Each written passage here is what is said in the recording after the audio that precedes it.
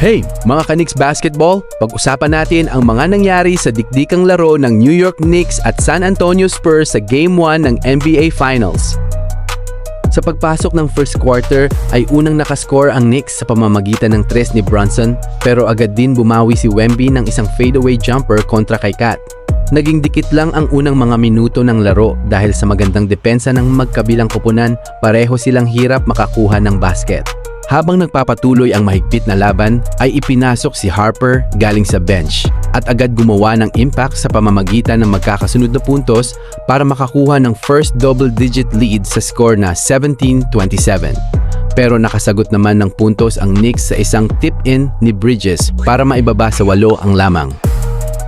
Sa unang mga minuto ng second quarter ay hirap makashoot ng tres ang magkabilang koponan, ngunit nakapagtala ng magkakasunod na puntos ang Knicks para maibaba na lang sa 1 ang lamang.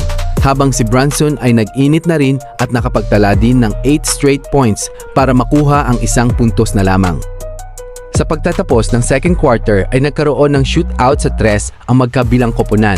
Ngunit nanaig ang pagiging mainit ni Champagnie na nakashoot ng 3 tres bago matapos ang second quarter para makuha ulit ang lamang sa score na 48-55. Pagsapit ng third quarter ay nakalamang na ng 14 points ang Spurs dahil sa magandang efforts nila sa depensa. Presensya pa lang ni Wemby sa loob ay nahihirapan na makascore ang Knicks. Sa scoring naman ay umaambag ang supporting cast ng Spurs kahit na medyo struggle pa si Wemby sa mga tira niya sa rim. Para sa Knicks naman, unti-unti nang nakuha ni Towns ang rhythm niya. Dinumina niya ang loob para umiscore ng magkakasunod at para kumuha ng mga offensive rebounds at block para maidikit ang laban. Sa huling segundo ng quarter ay nakashoot ng tres si McBride para maitabla ang laban sa score na 76-76. Pagdating ng fourth quarter, ramdam na ramdam ang tensyon sa loob ng arena. Parehong koponan ay ayaw magbigay ng kahit isang possession. Sa unang mga minuto ng final quarter, nagpalitan pa ng basket ang Knicks at Spurs. Para maging dikit ang laro, nagpakita ng agresibong opensa ang mga player ng Spurs, habang gumanda din ang shooting ni OG Anunoby.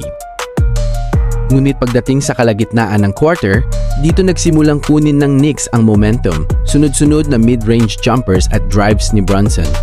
Sinubukan pang bumawi ng Spurs sa pamamagitan ni Wemby at Fox, ngunit naging matatag ang depensa ng Knicks.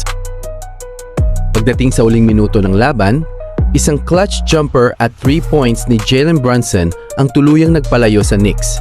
Samantala, nag-commit ng crucial turnover si Wemby para tuluyang ibigay sa Knicks ang panalo sa score na 105-95.